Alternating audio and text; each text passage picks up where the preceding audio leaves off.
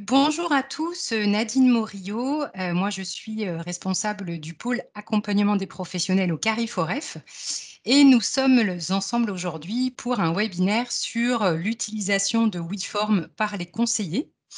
Donc, un webinaire qui a été voulu par le COPIL WeForm au niveau régional, ayant des remontées de problématiques que vous rencontrez au quotidien et dont vous nous avez fait part pour certains d'entre vous via un petit sondage, et on vous en remercie parce qu'on s'est appuyé sur vos questions et retours pour construire ce webinaire. Donc, on est ensemble pour un temps d'1 heure concernant tout le monde, et puis un petit quart d'heure supplémentaire réservé aux missions locales. Donc, comment ça va se passer? Nous allons, je vais donner la parole en premier à Maëlle Desdevises du Conseil régional et à Stéphanie Leroy de la DRETS pour introduire le webinaire. Puis Cécile Christen, qui est chef de projet WeForm oui, en soi, c'est pas très grave. au niveau de la direction nationale de Pôle emploi, vous présentera en fait un certain nombre de fonctionnalités sur WeForm, donc notamment l'articulation entre les outils, la recherche de formation, le bon usage des tableaux de bord et puis le positionnement en formation. Elle pourra être appuyée par Jean-Philippe Charpentier de la mission locale du Mans, qui fait partie du Lab national WeForm et qui connaît bien le contexte ligérien, et également par Nathalie Leny et Monsieur Groussard de la direction régionale de Pôle emploi, qui eux sont les experts Kéros. Donc on va vous expliquer un petit peu l'articulation entre ces outils. Et puis, on aura un temps à la fin du webinaire de réponse à vos questions.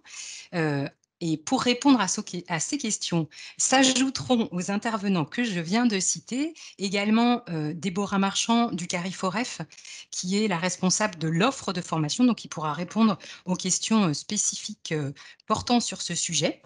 Et puis Mélanie Michel du réseau Cap Emploi, qui est l'interlocutrice WeForm pour le réseau Cap Emploi, Benoît Draplot de la RML.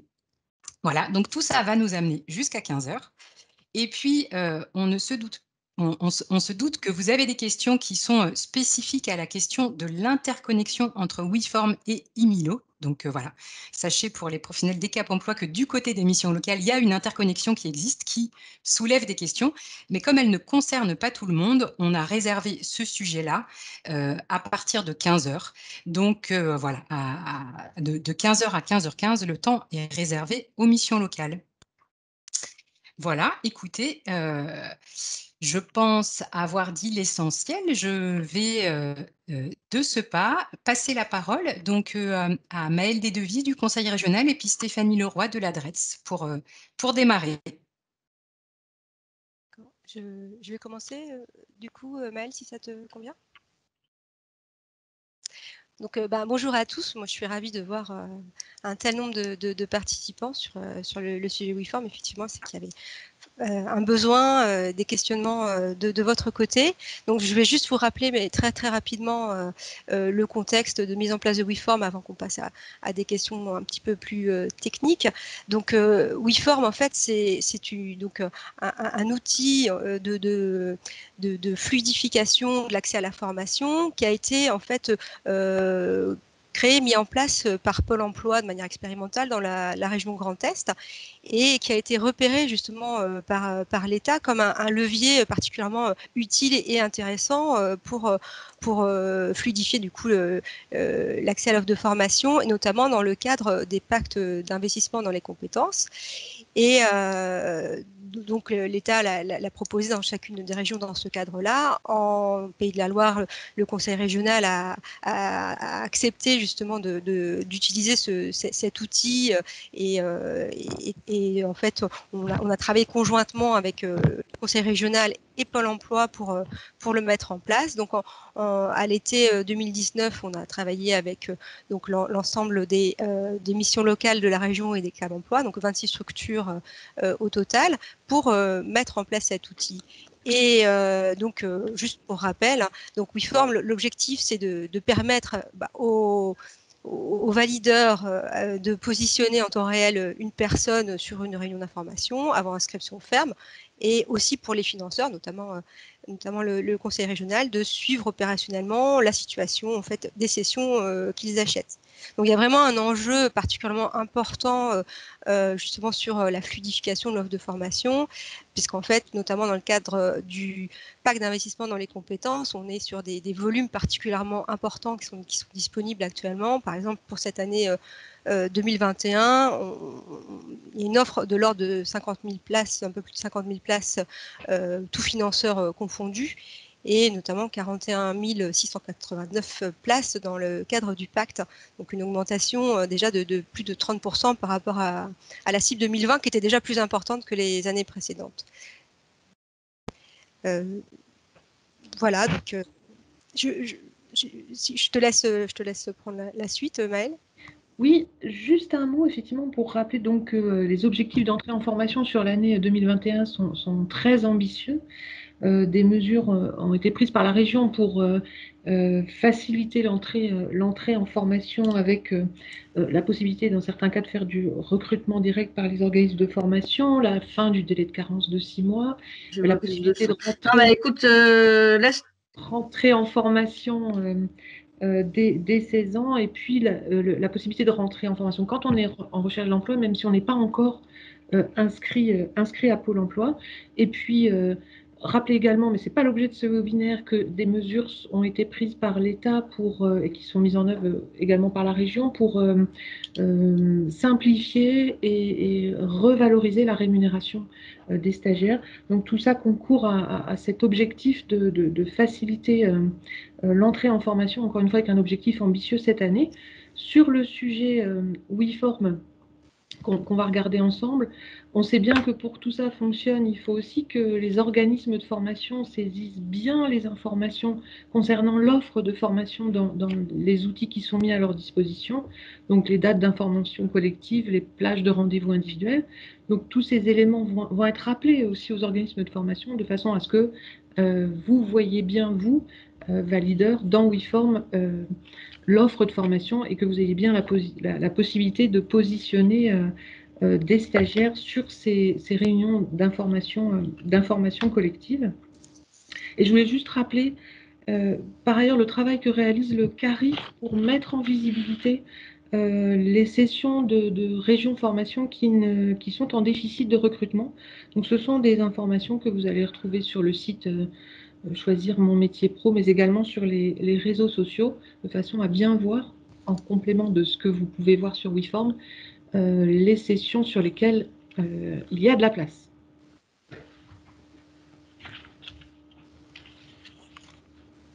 Merci Maëlle. Du coup, je vais donner la parole à Madame Christine, chef de projet WeForm au niveau de la Direction nationale de Pôle emploi. Et puis, le temps qu'elle partage son écran, je vous précise effectivement, comme vient de le dire Maëlle Desdevises, aujourd'hui même à 15h30, nous animons un webinaire en direction des organismes de formation qui s'intitule Sophie WeForm Kéros, le rôle des organismes de formation. Donc l'objet va être de leur préciser l'articulation des outils et qu'est-ce qui est attendu de leur part. Voilà, Madame Christine, je vous donne la parole. Merci, bonjour à tous. Normalement, vous voyez mon écran, c'est bon? C'est parfait. Ok. Alors, je vais vous présenter, donc, comme ça a été dit, le fonctionnement de WeForm, mais de façon assez synthétique. On va surtout revenir sur des fonctionnalités clés qui ont soulevé pas mal de questions de votre part. Donc, tout d'abord, en fait, on présentera un peu l'écosystème de la formation et où se situe WeForm par rapport aux autres outils que vous pouvez connaître. On reviendra donc sur la recherche de formation, le fonctionnement des tableaux de bord et des projets à valider, et la logique de positionnement dans WeForm.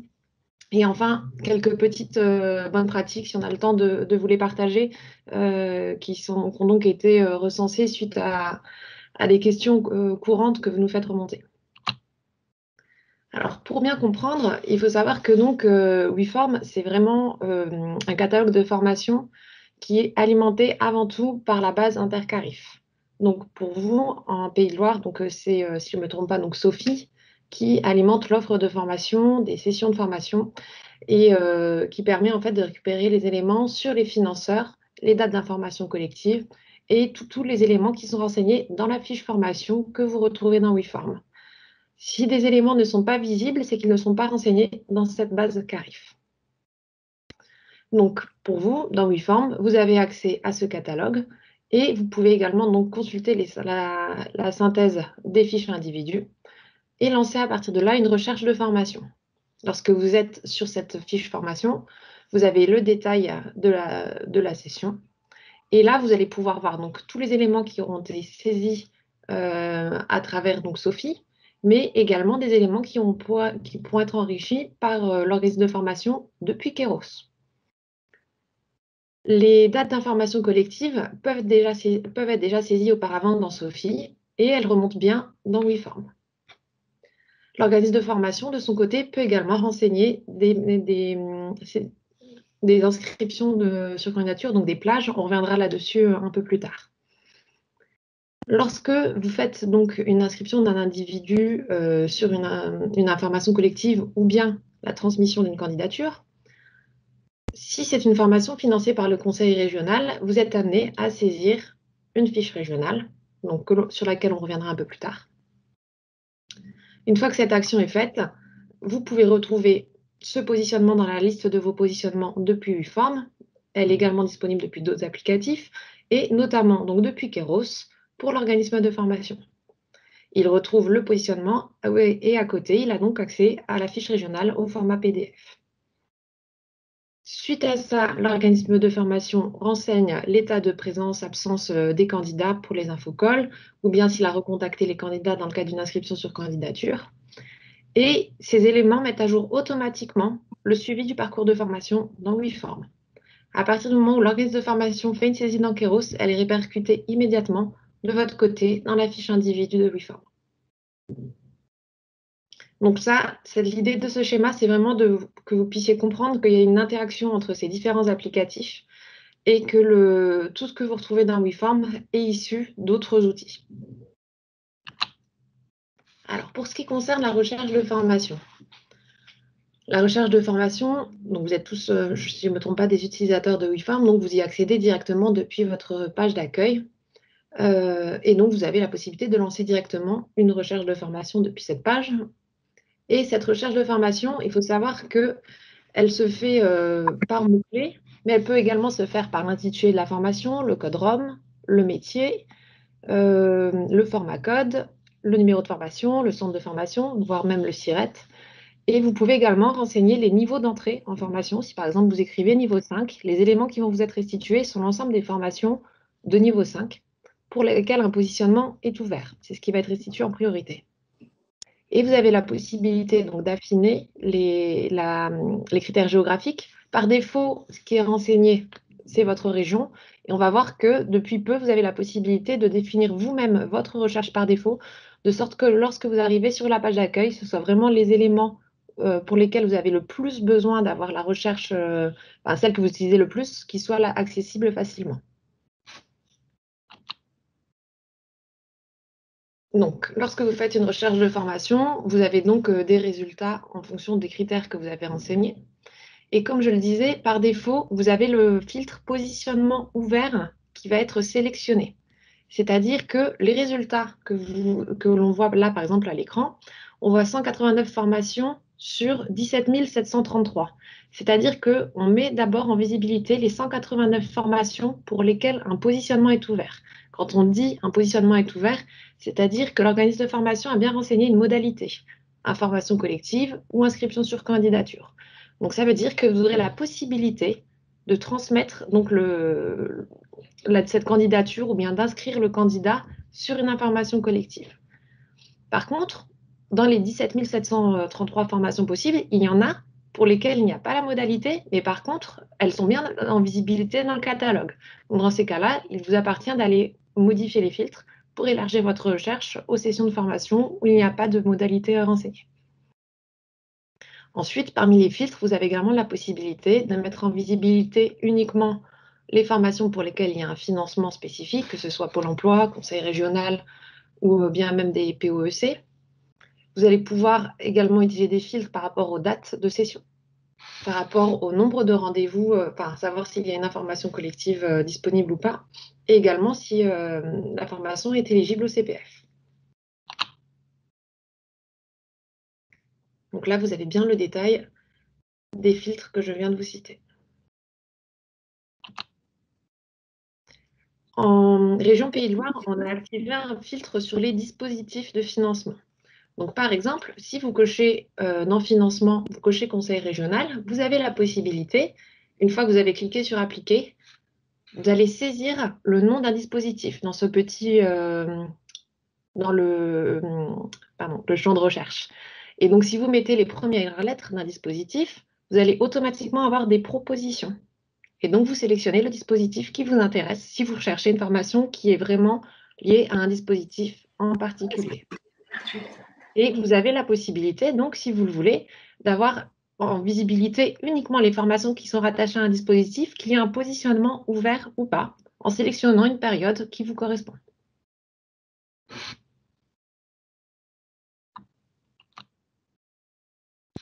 Comme je l'ai évoqué juste avant, vous avez la possibilité également donc, de modifier la recherche par défaut. Donc jusqu'à présent, vous pouviez, si vous voulez, enregistrer les recherches qui vous intéressent. Donc si vous faites régulièrement une recherche sur un territoire en particulier avec un métier associé ou bien un format code, vous l'enregistrez, vous la retrouvez dans ma recherche enregistrée et donc vous allez pouvoir facilement relancer la recherche. Donc là maintenant, l'idée c'est que vous pouvez par exemple, enregistrer des critères, le type de financeur, le périmètre géographique, peu importe. Et vous cochez sur « Utiliser cette recherche par défaut ». À partir de là, elle sera accessible directement depuis votre page d'accueil. Donc, lorsque vous lancerez la recherche, c'est cette recherche par défaut qui se lancera. Et vous avez la possibilité ensuite, quand vous allez dans vos recherches enregistrées, de modifier cette recherche par défaut, de la désactiver ou d'en activer une autre en utilisant la petite étoile.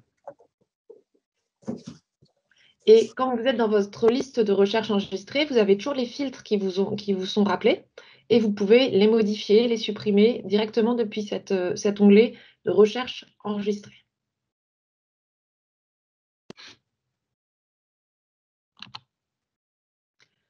Parmi les résultats de vos recherches de formation, vous avez donc des formations qui peuvent des fois correspondre le plus à ce que vous avez, à ce que vous recherchez.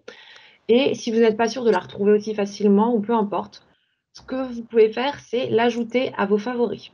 Donc, tout simplement en cliquant sur la petite étoile lorsque vous êtes dans la fiche détaillée de la formation ou bien dans la liste des résultats, ça permet en fait que ce soit vraiment spécifiquement cette formation qui soit ajoutée à vos favoris, de façon à ce que lorsque vous voulez la retrouver, ce soit beaucoup plus simple et vous l'aurez tout simplement dans l'onglet « Mes favoris ». Et lorsqu'elle ne nous intéresse plus, vous la supprimez de cette liste de favoris. Vous êtes limité à 40 sessions de formation maximum dans les favoris. Jusqu'à présent, on n'a pas constaté qu'il y avait besoin de plus, mais c'est vrai que si jamais c'est le cas, par la suite, vous avez constaté que ce n'est pas suffisant, on est tout à fait en capacité de faire évoluer ce nombre.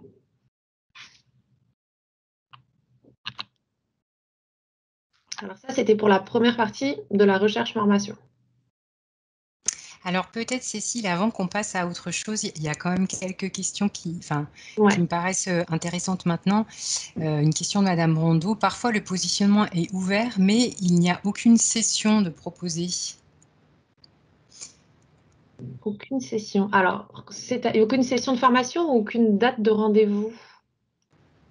Parce qu'un positionnement est rattaché à une session de formation. Alors, ah oui, la question concerne les dates d'information collective. D'accord. Alors, quand vous dites le positionnement est ouvert, c'est-à-dire que si le filtre positionnement ouvert est activé, c'est que dans la fiche formation, il y a une date d'infocall ou une période d'inscription sur candidature qui a été renseignée par l'organisme de formation. Si ce n'est pas le cas et que lorsque vous allez sur dans l'onglet session, vous n'avez ni l'un ni l'autre, c'est que c'est une anomalie. La session ne devrait pas remonter parce que normalement ne remonte que si on a coché positionnement ouvert, ne remonte que les sessions pour lesquelles il y a une modalité pour laquelle on peut orienter la personne en formation. Alors, il y a enfin, du coup, une contribution qui arrive aussi de Anne qui dit parfois il n'y a pas de date de formation non plus.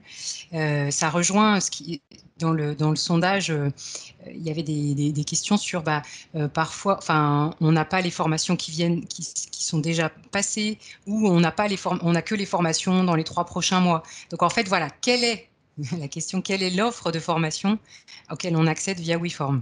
D'accord. Alors là, ça revient à ce que je disais au tout début, hein. L'offre de formation qui est visible dans WeForm, c'est l'offre de formation qui est issue des bases intercarifs. Donc, localement pour vous, c'est Sophie, mais il faut savoir que vous avez accès à l'ensemble du catalogue national de tous les carifs de France. Donc, à partir du moment où un organisme de formation saisit une offre de formation dans le carif dont il dépend, elle est visible dans WeForm. Donc, vous pouvez avoir des formations qui sont passées. Donc, après, c'est vrai qu'au niveau du carif, il y a des règles qui font que les formations, au bout d'un moment, elles sont historisées parce qu'il n'y a plus lieu d'être et il n'y a pas besoin de les avoir en visibilité, elles sont anciennes. Mais à partir du moment où les formations sont à venir ou bien en cours, vous les voyez dans le catalogue WeForm.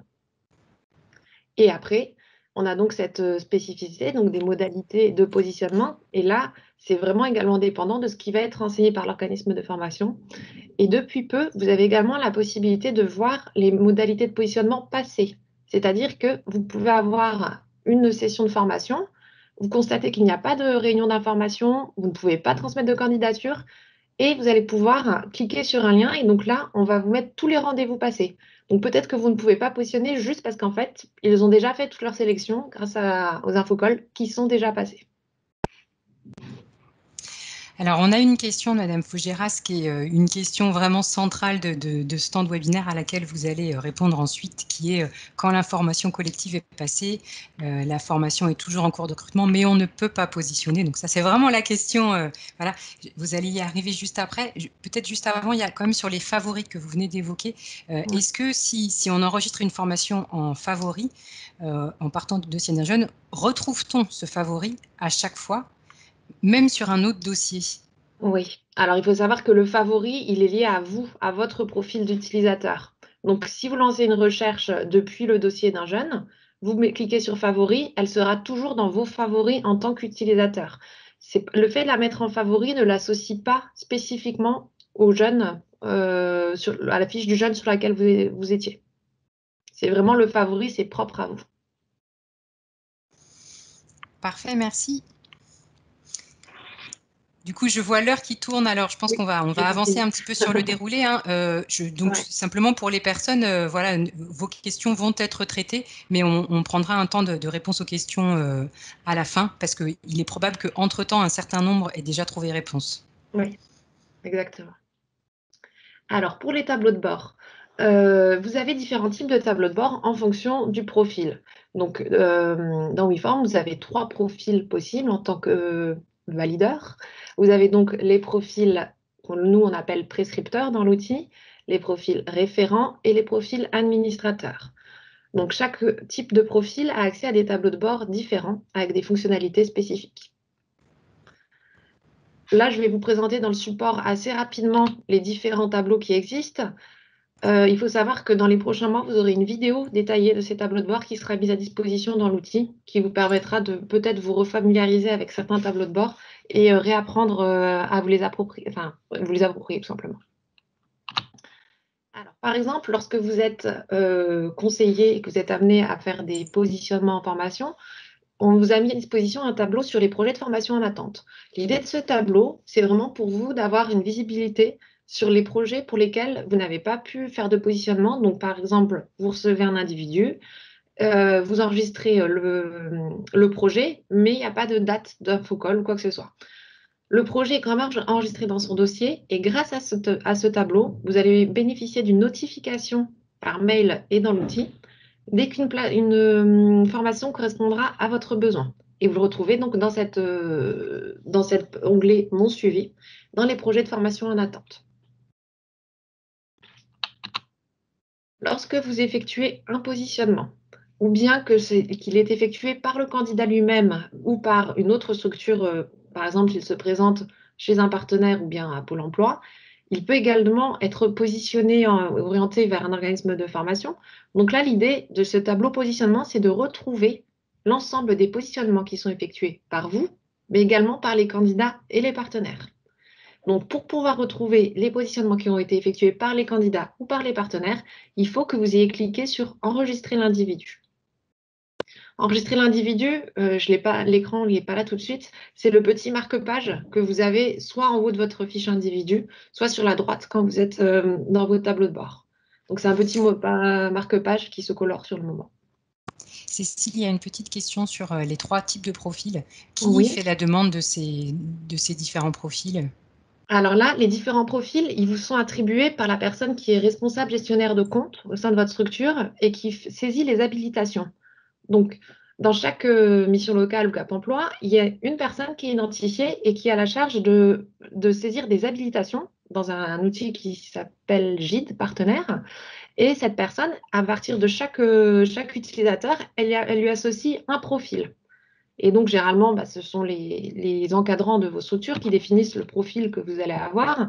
Et donc, les profils sont, comme je le disais, prescripteurs, où là, en fait, vous avez accès à toutes les fonctionnalités de positionnement en formation, de suivi des parcours et accès aux fiches individuelles de votre périmètre. Ensuite, vous avez des référents. Donc là, quand on parle de référents, c'est surtout pour des personnes qui vont être identifiées sur des actions de formation, qui vont donc pouvoir avoir...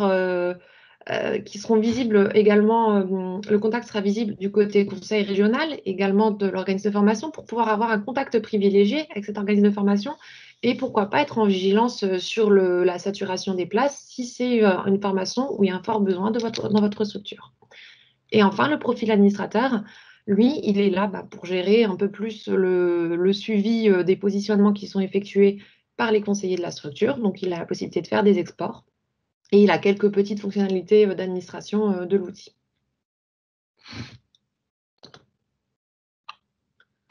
Je passe au tableau de bord suivant. Donc, sur les nouveaux événements, ça, c'est tout simplement une liste. Ça ne s'ouvre pas sous forme de tableau. Ensuite, c'est juste une liste où là, vous avez vraiment les événements des 15 derniers jours. Et lorsque vous cliquez, vous arrivez directement sur le détail de la fiche individu et vous voyez exactement ce qui s'est passé, quel est cet événement. Ensuite, vous avez, quoi qu'il arrive, en fait, 3 tableaux de bord qui concernent l'offre de formation de votre territoire. Donc, les infocolles en manque de candidats. Et après, vous avez la possibilité de spécifier le territoire que vous souhaitez voir. Vous avez également les nouvelles possibilités de positionnement. C'est-à-dire que là, l'organisme de formation a renseigné la modalité depuis moins de 7 jours. Et vous avez les sessions avec place en formation disponible. Donc, quand on dit place en formation disponible, on ne parle pas donc d'infocolles. C'est vraiment des places en formation. Et on est là, on les affiche en fonction de la temporalité. Donc, là, par exemple, on voit une session démarrant entre 1 et 5 jours pour laquelle il y a des places en formation. Donc, ça veut dire que des AIS, donc les attestations d'inscription en stage, ne sont pas saisies. Après, il faut aller regarder dans le détail et voir si une modalité de positionnement est encore renseignée pour pouvoir effectuer l'orientation en formation. Par contre, c'est possible que les AIS ne soient pas renseignés, mais que l'organisme de formation ait déjà fini son recrutement et qu'il ait juste pris un peu de temps pour renseigner les inscriptions des stagiaires qu'il a retenus. Donc, le profil référent que je vous ai cité à l'instant a accès à 3 tableaux de bord supplémentaires. Donc, qui concernent les sessions qui lui ont été attribuées par le profil administrateur. Il retrouve également les infocolles en manque de candidats parmi ces sessions et celles pour lesquelles il y a une nouvelle possibilité de positionnement. Donc là, ce sont vraiment les sessions pour lesquelles l'administrateur l'a désigné comme référent, donc elles lui sont attribuées.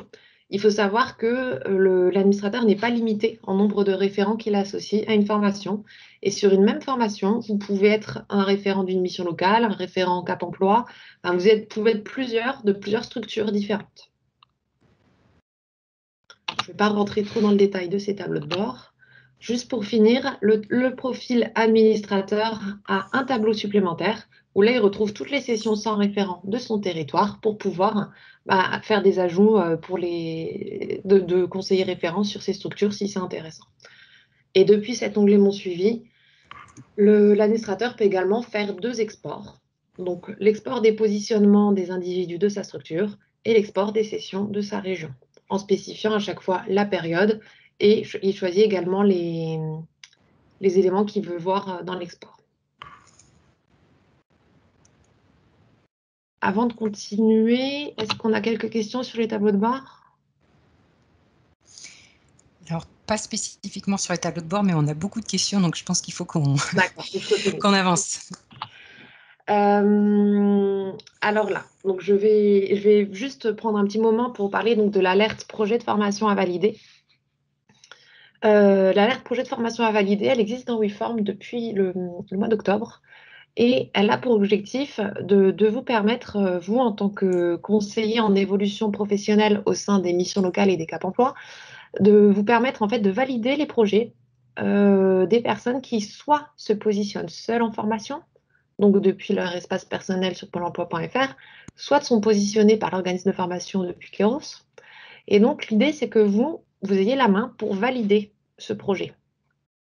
Parce qu'il faut savoir que lorsque ce positionnement est effectué, soit par le candidat lui-même, soit par l'organisme de formation, il y aura un blocage pour la saisie de l'attestation d'inscription en stage si le projet n'est pas validé par l'opérateur CEP référent.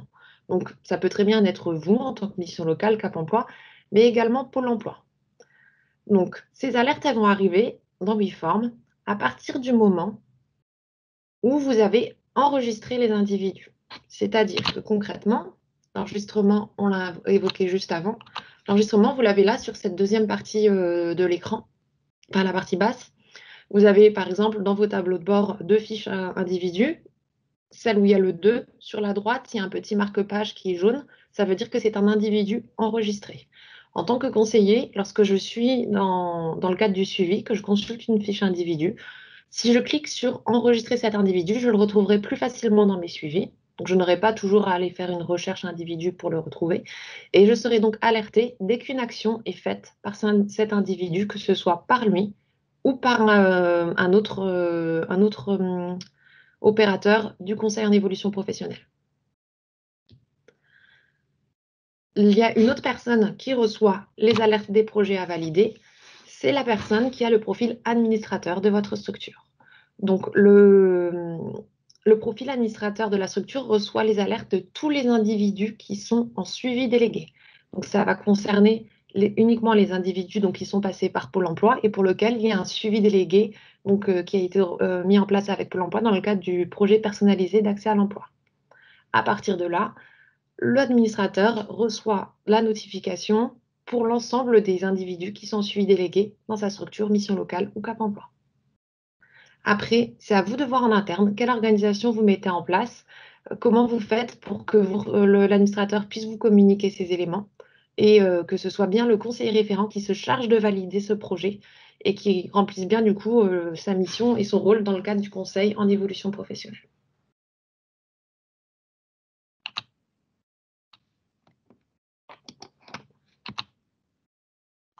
Alors, les alertes, comme je vous l'ai dit, vous les retrouvez dans les tableaux de bord. Il faut savoir que lorsque vous êtes sur la fiche individu, dans l'onglet projet de formation, c'est très simple à identifier. Il y a écrit projet de formation non validé. Et tout simplement, vous avez en dessous un bouton valider le projet. Soit vous le validez, et donc là, vous cliquez sur confirmer, soit vous cliquez sur annuler. Et dans ces cas-là, le projet, la personne n'est plus retenue. Du coup, du côté de l'organisme de formation, ils ne peuvent pas passer à l'étape de saisie de l'attestation d'inscription en stage. Cécile, il y a une question d'Anastasia. Les centres de formation peuvent-ils eux-mêmes valider le projet du jeune, du fait que les jeunes peuvent se positionner directement auprès d'eux? Non, non, non. Là, vraiment, en fait, la validation, elle est bloquée, en tout cas pour les demandeurs d'emploi, parce que pour les demandeurs d'emploi, l'inscription en formation est conditionnée à la validation du projet par le conseil en évolution professionnelle. Les organismes de formation ne sont pas des opérateurs du conseil en évolution professionnelle identifiés, donc ils ne sont pas légitimes à valider les projets. Et une question, Madame Mérissot, est-ce qu'une personne peut être enregistrée par plusieurs prescripteurs? Oui. Après, ça reste assez peu, plusieurs prescripteurs dans la même structure, ça c'est même tout à fait possible. Après, qu'elles soient enregistrées dans une autre structure, une mission locale, un Cap emploi en même temps, c'est peu probable parce que vous n'êtes pas sur le même périmètre de public. Mais en tout cas, au sein d'une même mission locale ou d'un même Cap emploi, vous pouvez en effet enregistrer plusieurs les individus peuvent être enregistrés par plusieurs personnes.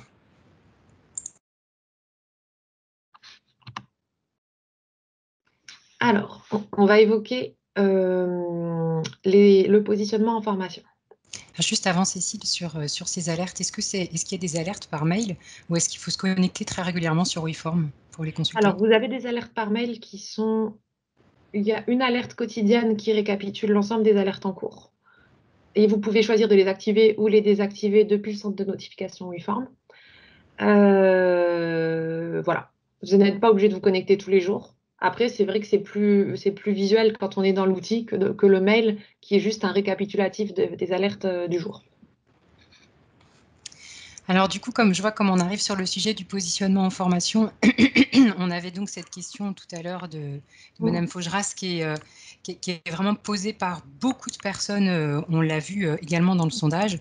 Donc quand l'information collective est passée, la formation est toujours en cours de recrutement, mais on ne peut pas positionner. D'accord. Donc là, on arrive donc au sujet que je voulais vous évoquer dans le cadre du positionnement. En effet, l'organisme de formation a la possibilité, comme on l'a dit tout à l'heure, de spécifier des dates d'information collective, en précisant le nombre de candidats qu'il souhaite recevoir sur cette plage d'information collective. Et c'est vrai qu'une fois que cette plage est remplie, vous n'avez plus du tout la main pour transmettre, pour orienter la personne en formation.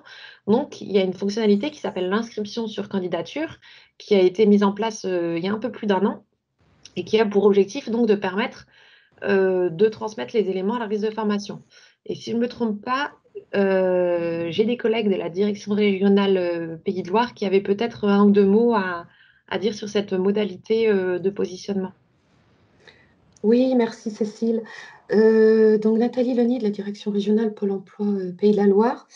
Voilà, juste un petit mot sur cette modalité qui est en fait complémentaire aux informations collectives. C'est donc la modalité inscription sur candidature.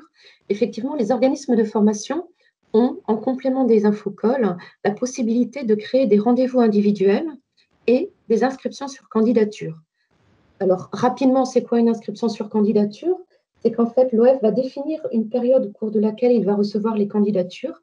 Il va créer une période de réception avec une date de début, date de fin, sur lesquelles le demandeur d'emploi ou les valideurs pourront positionner la personne sur cette plage. Et suite à cette plage, en fait, l'inscription des individus sur ces périodes se fait depuis le catalogue de formation, donc soit ODEF, soit WeForm, PE.fr ou l'application mobile. Et il y a un envoi de courrier qui est remis au DE et qui l'informe que l'OF le recontactera pour fixer la date et la modalité de l'entretien. Donc en fait, là, le demandeur d'emploi s'inscrit ou est inscrit. L'OF va du coup le recontacter et fixer un entretien. Et suite en fait à cet entretien, l'OF, sur cette même modalité, de la même façon que pour une information collective, devra renseigner la présence, l'absence à l'entretien et le résultat, retenu ou pas retenu. Et toutes ces informations apparaîtront bien sûr sur WeForm également. Voilà ce que je peux dire sur la modalité information, sur la modalité d'inscription sur candidature, qui est donc complémentaire à l'infocolle. Merci Madame Leny, puis vous restez avec nous s'il y a d'autres questions sur ce sujet. Merci. Merci. Voilà, donc tout a été dit, je pense, sur l'inscription sur candidature. C'est vraiment une autre modalité et c'est à la main de l'organisme de formation de renseigner cette période, enfin cette plage de candidature.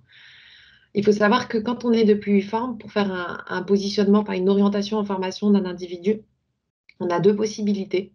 Soit on part de la fiche individu, comme on l'a vu jusqu'à présent, ce qui semble être le plus utilisé, et notamment par les missions locales, car vous arrivez souvent depuis la fiche individu des Milo. Ou bien vous pouvez également partir de la recherche de formation et faire une recherche, voilà. Et une fois que vous trouvez la formation qui vous correspond, vous accédez au positionnement, et là, vous faites la recherche individu pour l'associer à cette formation. Et vous pouvez même, du coup, faire une candidature en nombre, c'est-à-dire transmettre plusieurs candidatures sur cette même session.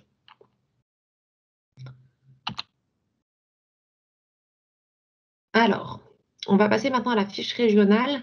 Alors, je ne sais pas du coup si du côté conseil régional, vous souhaitiez un peu introduire cette partie fiche régionale. Oui, on peut juste en dire un mot. Simplement, nous, dans notre langage courant, on parlait de fiche de liaison historiquement, qui était un document papier qui transitait entre les valideurs et les organismes de formation et qui permettait de tracer justement la validation du projet. Cette fiche de liaison n'existe plus, n'a plus de raison d'exister. Elle ne constitue plus pour les organismes de formation une pièce obligatoire dans le dossier du demandeur d'emploi, et c'est bien la fiche régionale dans l'outil WeForm qui va permettre de tracer cette validation du projet. Ouais. Alors en effet, elle a pour objectif de faciliter les échanges entre l'organisme de formation et vous, les conseillers depuis WeForm. Et donc, elle vous est proposée dès que vous faites un positionnement sur une formation financée par le Conseil régional Pays de Loire. Dès la fin du positionnement, en fait, vous arrivez sur des écrans où on vous dit « Attention, vous devez saisir une fiche régionale ». Et une fois qu'elle est saisie intégralement, elle est disponible pour l'organisme de formation depuis Kéros. Il peut la télécharger au format PDF. Il faut savoir que le conseil régional, s'il le souhaite, peut également aller la consulter dans WeForm. Et vous, en tant que conseiller, vous pouvez la retrouver également dans WeForm par la suite. Alors, on avait une petite question là-dessus tout à l'heure sur le fait que certains organismes n'accéderaient pas à la fiche régionale. Donc, Oui. peut-être Madame Christine ou Madame Leni, vous pouvez répondre là-dessus. Alors, c'est vrai que la fiche régionale pour les organismes de formation, elle est accessible. En fait, dans Kéros, il y a 2 versions de Kéros. Et cette fiche régionale, elle est accessible dans le cadre des candidatures ou des positionnements en infocall, tant que la personne n'a pas été retenue. En fait, cette fiche régionale, elle est dans la liste. Mais à partir du moment où cette personne, elle a été contactée ou bien elle a été retenue, on ne peut plus récupérer cette fiche dans Kéros. Elle n'est plus dans aucun des écrans.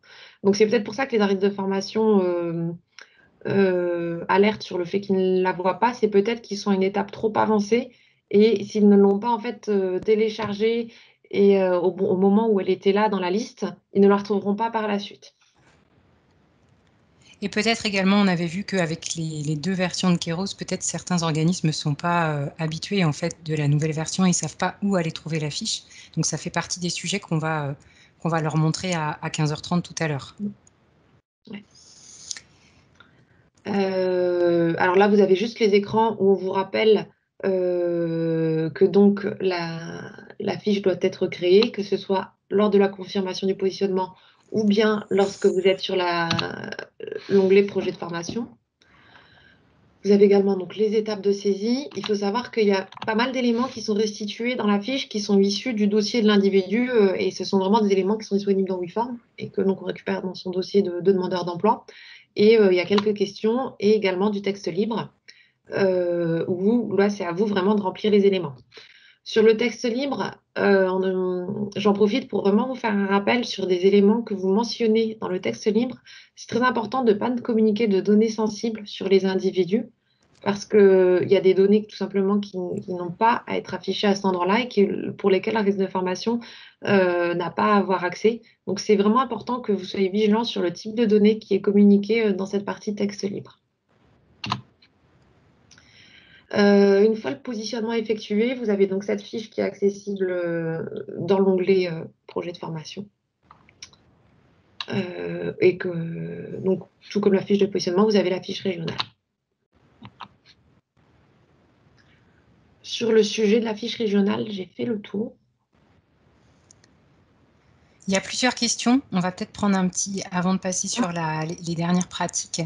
Je vais peut-être inviter aussi Maëlle Desdevilles à ouvrir sa webcam.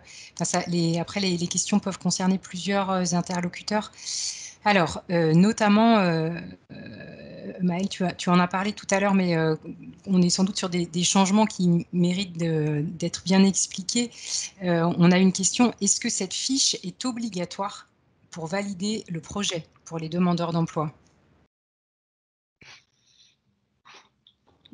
Non, elle est fortement conseillée, hein. L'idée de qualifier au maximum l'accompagnement et l'orientation en formation et d'avoir le maximum d'informations pour l'organisme de formation est confirmée, mais il n'y a plus d'obligation de transmettre ce que, encore une fois, historiquement, on a appelé une fiche de liaison et qui est encore dans le vocabulaire de certains organismes de formation.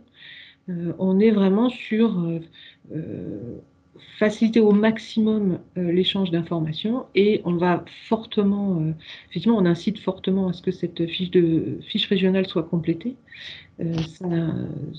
L'absence de fiche régionale n'interdit pas l'entrée en formation. En revanche, que les organismes de formation puissent dire, effectivement, souhaiter la réceptionner, c'est normal et c'est ce qu'on souhaite. Surtout qu'il y a des contributions un peu dans le chat sur le fait que si la fiche n'existe pas, les OF n'ont pas toutes les infos. Tout à fait. Je le précise parce que pour les organismes de formation, et on répétera ce message-là tout à l'heure auprès d'eux, mais cette fiche constituait un élément presque administratif, en fait, hein, dans le cadre de nos marchés avec eux, pour pouvoir valider l'entrée en formation. Ce n'est plus le cas. Et dans la série des changements, l'inscription à Pôle emploi n'étant plus obligatoire, il y a une question: comment positionner des personnes non inscrites à Pôle emploi? Alors là, je vais peut-être laisser Cécile Christine répondre, mais il n'y a pas d'incompatibilité. C'est pas parce qu'il n'est pas inscrit à Pôle emploi qu'il ne peut pas être positionné. Alors, il faut savoir que les publics non inscrits, en effet, peuvent être positionnés à travers WeForm, mais uniquement pour les missions locales. Les Cap emploi, eux, n'ont pas la possibilité de positionner les publics non inscrits. Donc, pour les missions locales, c'est possible grâce à la mise en place donc, de l'interconnexion entre les deux SI, le SI Milo et WeForm. Et donc, c'est vrai que vous pouvez créer des individus dans WeForm et pour cela, vous allez pouvoir aller jusqu'au bout du positionnement et pour vous, c'est totalement transparent. Vous ne ferez pas la distinction entre ces individus que vous allez créer et les individus Pôle emploi, si ce n'est dans le numéro d'identifiant où il y a un élément qui est noté. Mais peut-être que du coup, vu que la création d'individus, c'est vraiment de l'interco, on peut peut-être se le garder pour les 15 dernières minutes spécifiques mission locale. Très bien. Alors, est-ce que la fiche régionale peut être remplie par un formateur de prépa à venir qui a validé le projet? Alors, il faut savoir que la fiche régionale, je parle d'un point de vue pratique, elle n'est accessible, en tout cas dans WeForm, qu'au conseiller qui a accès à WeForm, donc le conseiller mission locale ou Cap emploi. Après, c'est à voir au niveau du conseil régional et de la facilitation des échanges, si une autre structure est légitime, ça ne passera pas par cette fiche dématérialisée parce que malgré tout, ils n'auront pas accès à WeForm.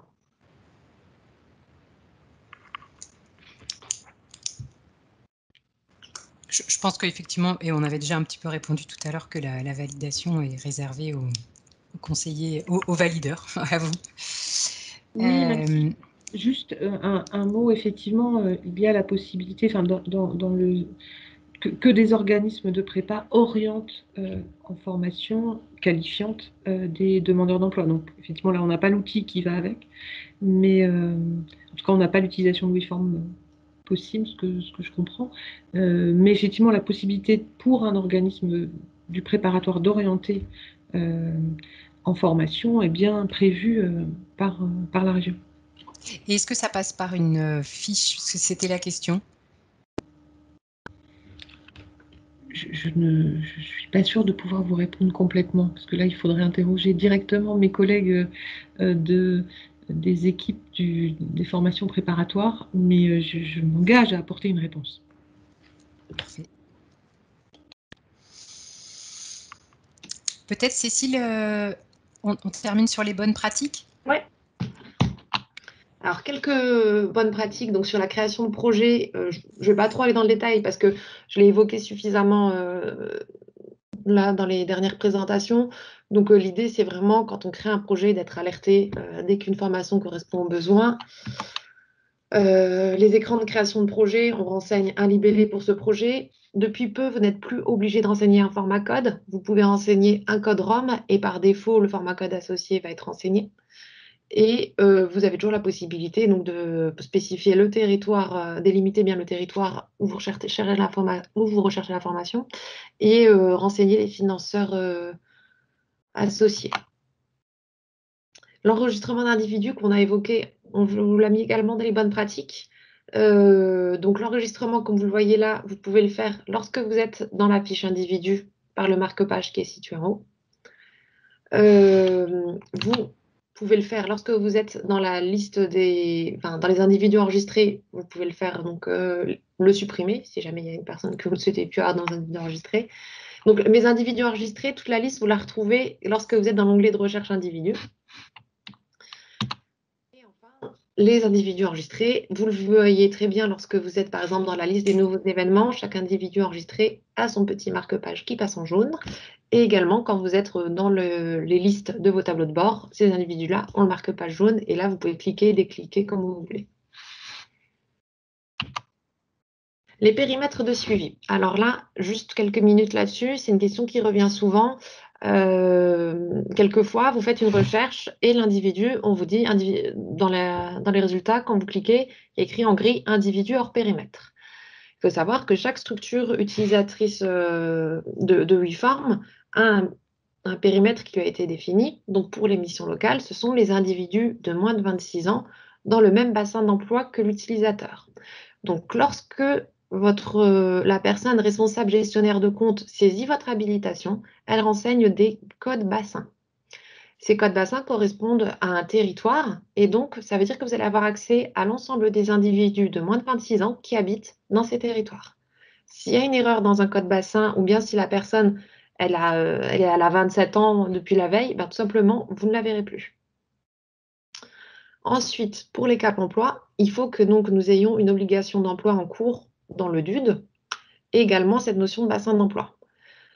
Si jamais vous avez dans les mains une reconnaissance en tant que travailleur handicapé et que cet individu est malgré tout hors périmètre, on vous invite à aller dans le DUD et faire la modification vous-même. Vous pouvez le faire. Donc, juste après, il y a le pas à pas pour faire la modification dans le DUD de la reconnaissance en tant que travailleur handicapé.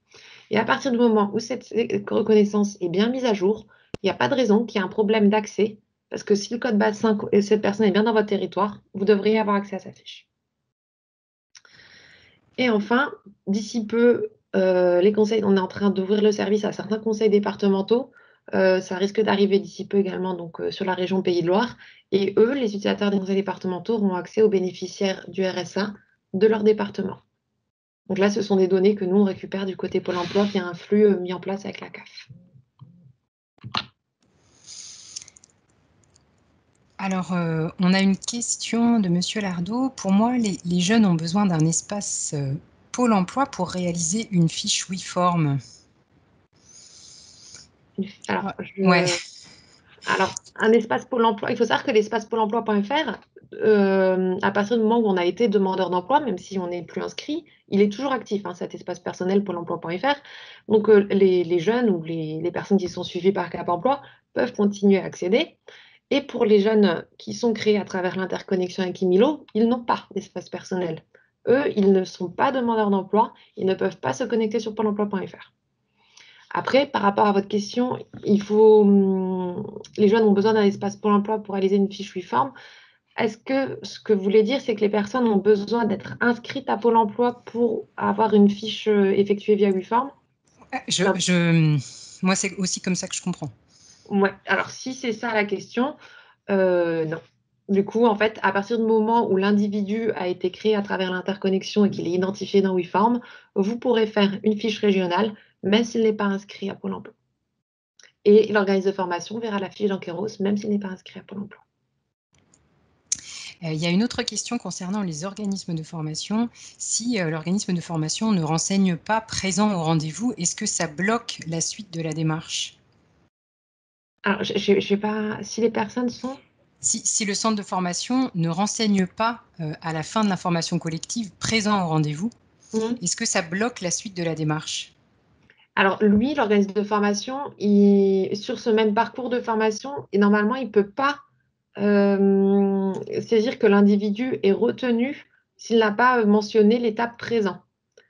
Il peut par contre forcer en passant par un autre moyen, mais du coup, ce ne sera plus sur le même positionnement. Il pourrait l'inscrire quand même en formation, mais en tout cas, pour accéder à l'inscription en stage suite à ce positionnement, ils doivent mettre l'étape présent, absent, retenu, non retenu. Il est obligé de remplir les étapes précédentes pour y arriver. Très bien. Et alors, par rapport à cette question centrale de ce webinaire sur les infocalls non saisis, que peuvent faire les conseillers valideurs face à des actions de formation sur laquelle ils ne trouvent pas la session ou l'infocall n'est pas renseigné? Je crois que du côté de la région, il y a en fait un interlocuteur sur chaque formation qui est maintenant consultable via WeForm, et que cette personne, vous pouvez contacter cette personne.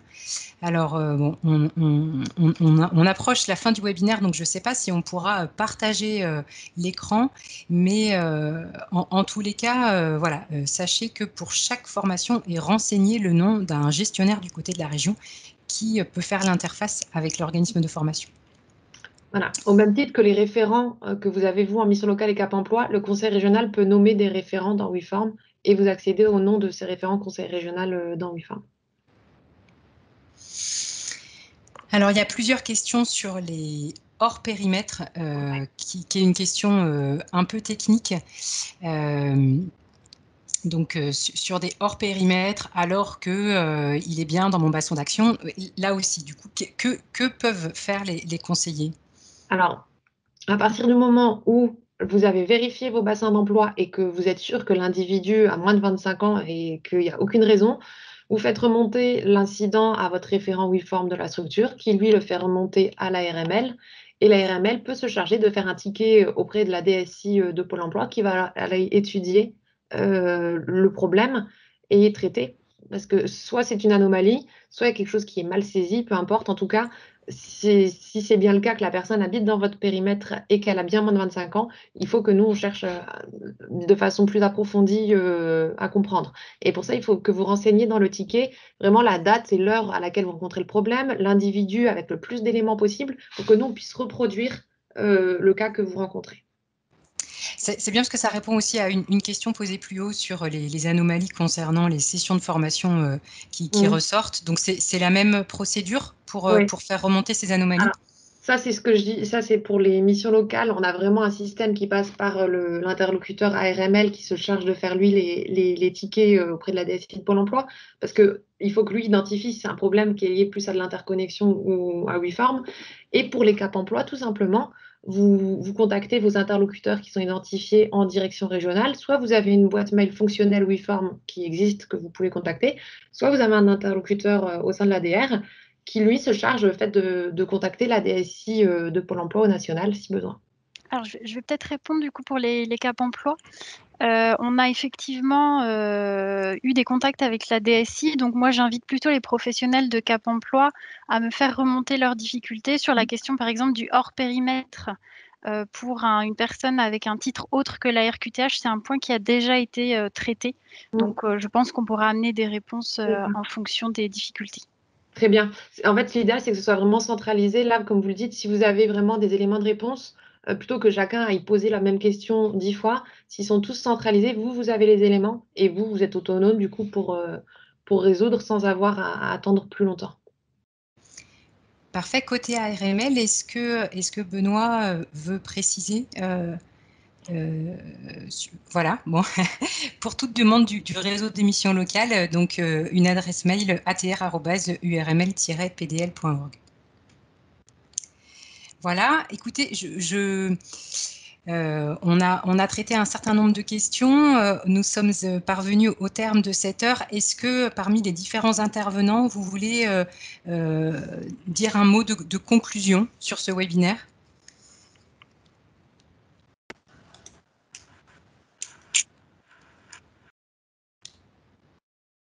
Alors moi, je vous remercie de votre participation et de vos questions. J'espère avoir apporté quelques éclairages. dans votre pratique en tout cas. Et le support sera bien évidemment mis à disposition d'ici peu pour l'ensemble des participants. Alors merci, merci Cécile de le préciser parce que là aussi il y a eu des questions. Alors effectivement, donc le support sera en ligne ainsi que le replay, enfin l'enregistrement de ce webinaire, donc sous environ une semaine, sur le site Choisir mon métier. Vous avez trouvé le petit onglet professionnalisation pour vous inscrire aujourd'hui. Et bien juste à côté, ça s'appelle ressources professionnalisation et là vous retrouvez tous nos replays en ligne. Voilà, et ben écoutez, s'il n'y a pas de mots forcément à rajouter, merci à tous pour votre participation nombreuse puisqu'il y avait plus de 130 personnes dans ce webinaire cet après-midi et pour vos questions qui ont permis, je pense, de faire le tour quand même d'un certain nombre de problématiques. Et puis, eh bien, il me reste à vous souhaiter un bon après-midi pour les conseillers de Cap Emploi qui étaient avec nous cet après-midi. Et puis, je vais donner la parole donc à Jean-Philippe Charpentier sur la partie interconnexion IMILO WeForm. Donc, c'est le moment pour les conseillers missions locales de poser les questions voilà, les problématiques que vous rencontrez dans l'interconnexion entre les deux outils. Et donc, au revoir aux conseillers du réseau Cap Emploi.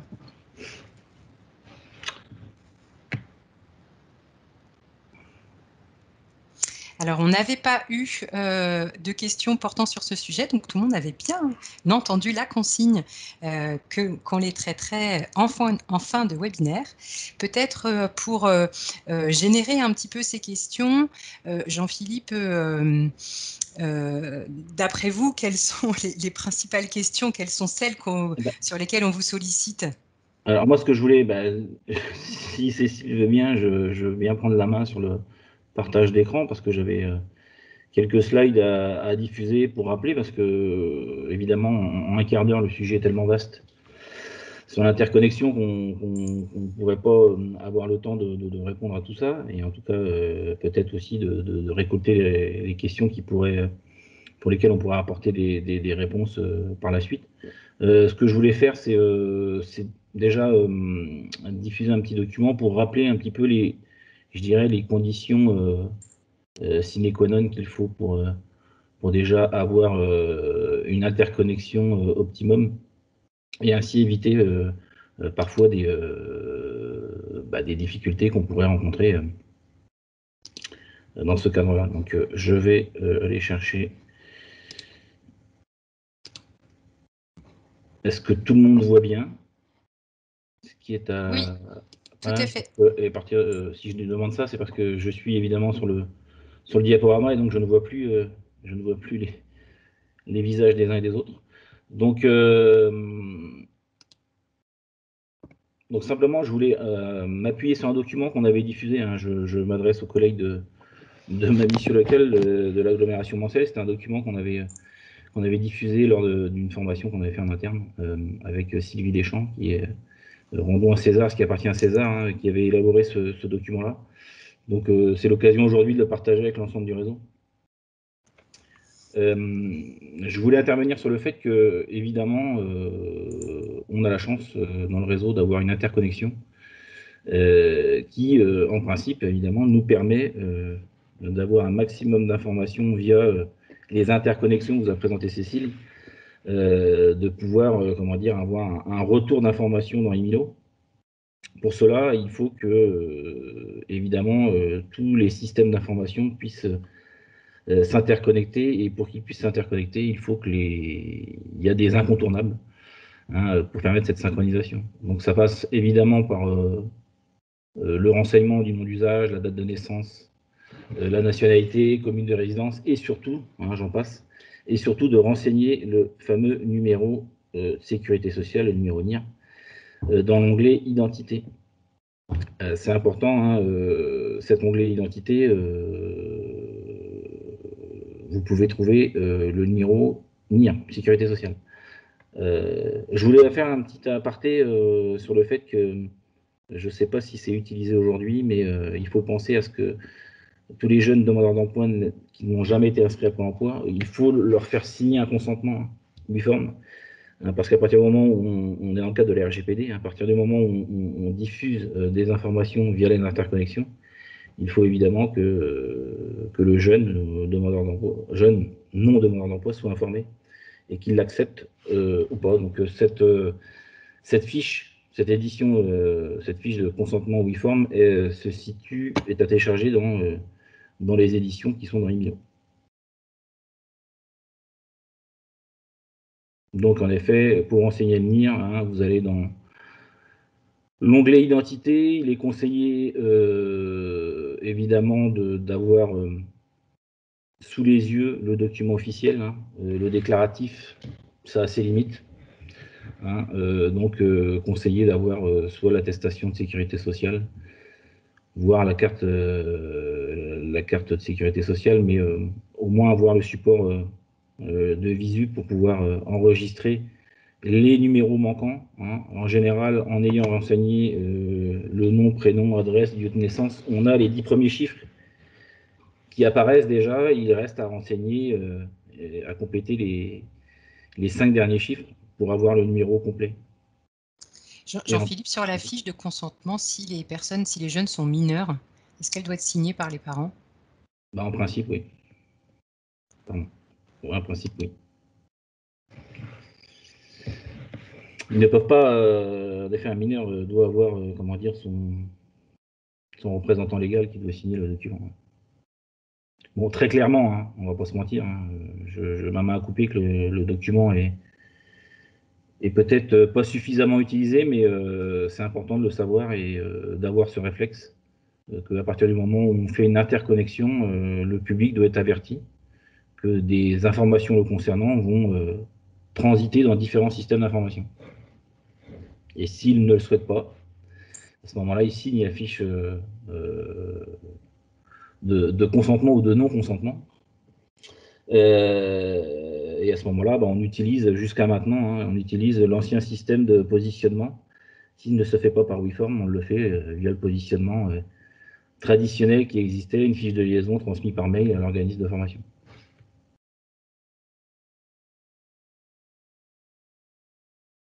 Pour rappel, hein, l'accès à WIFORM, hein, soit on peut y accéder par le portail Emilo, hein, là où on a tous nos widgets en général, ou bien depuis le dossier du bénéficiaire.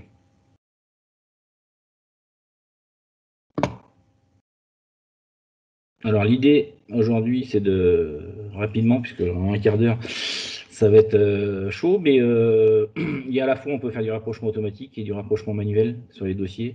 Il y a une règle, de toute façon, qui est essentielle. On s'évitera des difficultés si aujourd'hui, on a un dossier justifié, un dossier du jeune justifié, avec un numéro de sécurité sociale saisi entièrement. Et à ce moment-là, déjà, on évitera les difficultés. Donc, à partir du moment où les informations contenues dans Emilo se rapprochent à 100% de celles de WIFORM, automatiquement, on devrait avoir le message qui nous permet évidemment de chercher des formations sur WIFORM. C'est la condition importante à toutes ces données-là, le numéro de sécurité sociale et avoir un dossier justifié.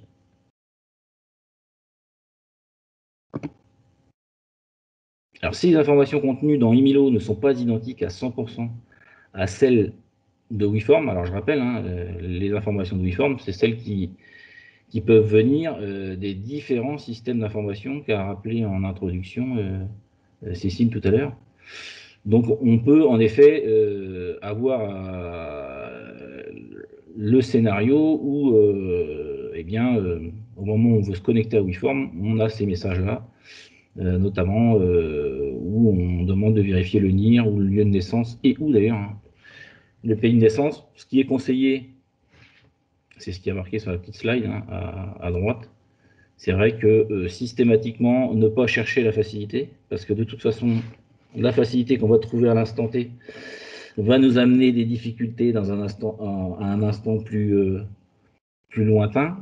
Donc, autant renseigner et corriger les informations qui nous sont demandées pour ensuite recliquer sur WeForm pour essayer jusqu'à temps qu'on ait le message qui nous dit que toutes les informations demandées ont été validées pour pouvoir assurer l'interconnexion. Là, dans ce cas-là, si j'identifie le jeune comme étant un nouveau bénéficiaire, mais sans avoir corrigé le NIR, ni le lieu de naissance, ni le pays de naissance, certes, ça ne va pas nous empêcher d'aller dans WeForm. Ça ne va pas nous empêcher de positionner le jeune. Par contre, ce que ça va empêcher, c'est l'interconnexion. Donc là, du coup, vous créez les conditions de la double saisie. C'est-à-dire que, en effet, ça ne va pas empêcher le positionnement, mais en tout cas, vous pouvez être sûr que le retour d'information dans Emilo ne sera pas fait puisque l'interconnexion n'aura pas été effectuée. Donc de bien renseigner ces informations manquantes en fermant, en choisissant plutôt le bouton fermer, renseigner les informations manquantes et à chaque fois, jusqu'à temps que vous ayez renseigné toutes ces informations, vous pouvez après retenter de vous reconnecter dans WeForm. Maintenant. Donc, automatiquement, vous positionnez le jeune dans WeForm. Alors, soit on peut avoir un nouveau message hein, qui dit, bah, par exemple, là, ici, il manque toujours le NIR. On peut, je vous dis, hein, on peut toujours identifier le jeune comme étant le même bénéficiaire, mais le NIR devrait être de toute façon complété à un moment donné. Donc, le message qu'on veut vous faire passer aujourd'hui, c'est vraiment renseigner le NIR, justifier le dossier, et là, vous pouvez vous assurer une marge de tranquillité importante. Le jeune est inconnu de Pôle emploi, il y a la création d'un nouveau bénéficiaire dans WeForm. Oui, bah, tout à fait, hein, ça fait partie, aujourd'hui, on fait partie, notamment via WeForm, on peut, ça a été évoqué tout à l'heure, on peut positionner et inscrire un jeune dans WeForm sans qu'il soit connu de Pôle emploi. Par contre, les informations via l'interconnexion que l'on va rentrer dans Emilo, et à partir du moment où on va créer l'interconnexion, automatiquement, sans être inscrit à Pôle emploi, mais Pôle emploi aura déjà un minimum d'informations concernant ce jeune. C'est pourquoi on voit parfois encore le numéro, non pas d'identifiant, mais un numéro Kéros qui s'affiche. Hein, ce numéro Kéros servant à l'organisme de formation pour pouvoir justement faire le suivi du jeune et pouvoir renseigner l'état d'avancement du dossier du jeune suite à son positionnement en formation.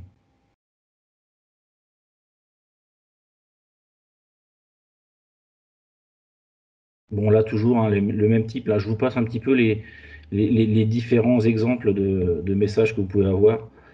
Hein, à partir du moment où on renseigne, je le répète, hein, j'insiste, les informations manquantes, à un moment donné, on finit par avoir justement ce message en bas de la slide. Le jeune a bien été créé dans le référentiel des bénéficiaires du SPE. On peut chercher les formations sur WeForm. Là, on a créé les conditions de l'interconnexion.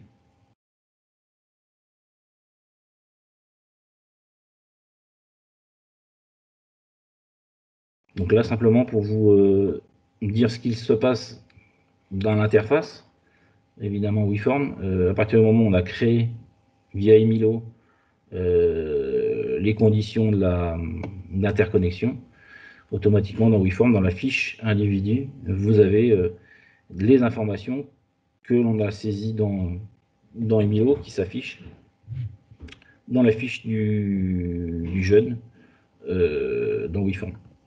Jean-Philippe, je me permets de vous inviter à aller sur les messages essentiels pour terminer parce que donc, on a un second webinaire à 15h30. Donc on va se laisser encore 2-3 minutes. Ouais, j'ai terminé là. Donc évidemment, je pense que tout à chacun, vous le savez, hein, à partir du moment où l'interconnexion est effective, le petit symbole en haut à gauche qui était en gris passe en violet. Et ça, à partir du moment où vous l'avez fait une fois, l'interconnexion est effective, je dirais une bonne fois pour toutes. Hein. Vous n'avez pas à chaque fois à vérifier les informations.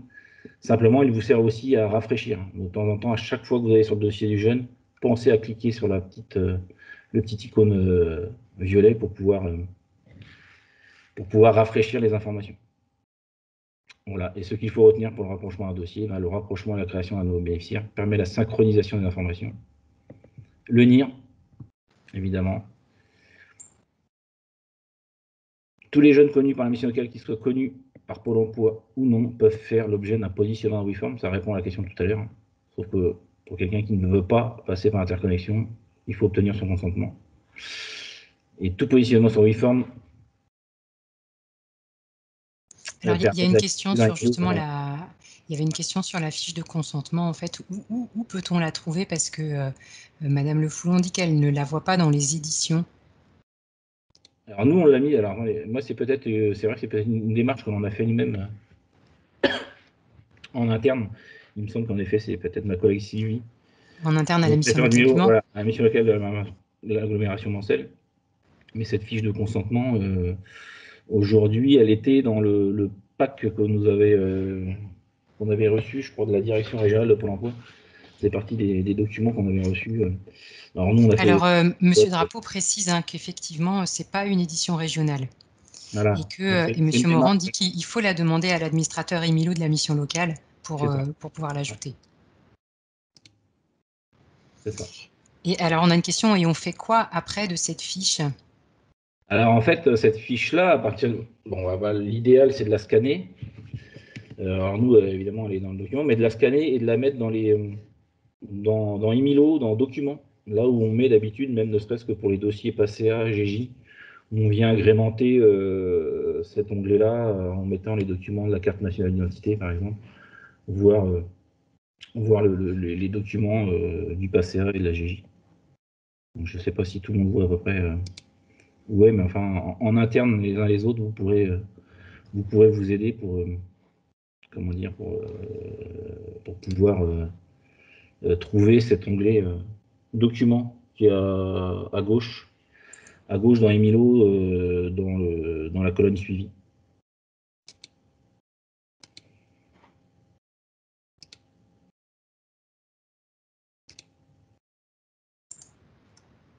Voilà pour moi. Alors, on a des questions qui concernent les organismes de formation, notamment si une date d'entrée en formation est changée, on ne peut pas la changer sur Emilo. Non, parce qu'en effet, l'interconnexion, elle conditionne toutes les saisies. En fait, c'est pour ça que tout à l'heure, on expliquait que c'est l'organisme de formation qui a la main à partir du moment où on a transmis via WeForm une candidature, tout le chaînage d'informations du devenir de la candidature se fait via la saisie de l'organisme de formation dans Kairos. Donc, on n'a pas à intervenir, à partir du moment où on a fait un positionnement WeForm, on n'a plus à intervenir dans WeForm. On n'a plus à intervenir sur l'état de positionnement de la candidature et encore moins sur la situation de formation. Mais en effet, on est tenté de le faire. Après, c'est vrai que, si je ne me trompe pas, une des personnes qui signale en fait qu'il y a des problèmes de mise à jour des plans ou bien des dates qui posent problème parce que des situations ne sont pas mises à jour, que la personne est considérée comme en formation dans Emilo alors qu'elle ne l'est plus. Il y a quelques anomalies qui ont déjà été remontées sur ce sujet et il y a des points réguliers entre Emilo, le bureau métier et Pôle emploi pour travailler sur ces points spécifiques et pour résoudre ces anomalies qui posent problème, notamment dans la mise à jour du côté Emilo. Ouais, tout à fait. Jean-Philippe, je vous invite à départager votre écran. Alors, c'est étonnant parce que ce n'est pas moi. Oui, c'est pas moi. Je ne sais pas qui. C'est Jean-Philippe Raoult. Oui, c'est ça. Jean-Philippe Roux a partagé sa messagerie. Non, moi je suis sorti. Ok, parfait. Il y avait une dernière question qui était la sortie anticipée doit être notée par les OF pour mise à jour dans Emilo. Ça revient à ce que je viens de dire. Bon, parfait. Ouais. Parfait. Eh bien, écoutez, en espérant que ce petit quart d'heure a quand même répondu à un certain nombre de questions. Après, Benoît, tu voulais conclure ? Ben, d'abord, remercier Jean-Philippe Charpentier. Il nous l'a dit, hein, il faut rendre à César ce qui appartient à César, et tout le travail qu'il a pu accomplir depuis plusieurs mois maintenant, parce qu'il participe au lab national et en même temps, il a pu nous retranscrire des éléments importants. J'ai envie de dire que ça continue, puisqu'on a encore des améliorations à avoir sur WeForm, et c'est bien parti pour cette année, pour 2021 déjà, pardon.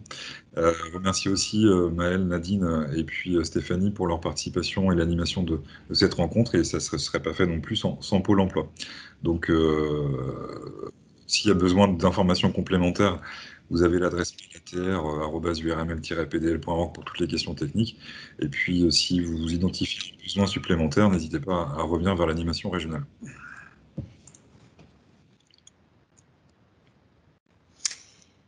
Est-ce que quelqu'un d'autre veut ajouter un mot?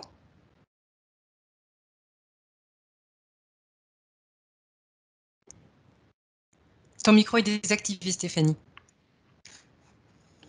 C'est dommage parce que j'étais en train de te remercier. Donc, je remercie l'ensemble des participants. C'est vrai que c'est pour répondre à l'ensemble des questions sur l'outil WeForm, mais tout particulièrement Nadine Morillo et Tarif Bref pour l'animation, l'organisation de ce webinaire. Et notamment le fait d'être allé comme ça chercher Cécile Christen au niveau national, et puis de travailler aussi avec M. Charpentier, c'est particulièrement intéressant. Donc merci. J'ai pas pu le faire avec les Cap Emploi, j'aurais dû, désolée. Pas de souci. Eh bien, écoutez, bonne fin d'après-midi à tous.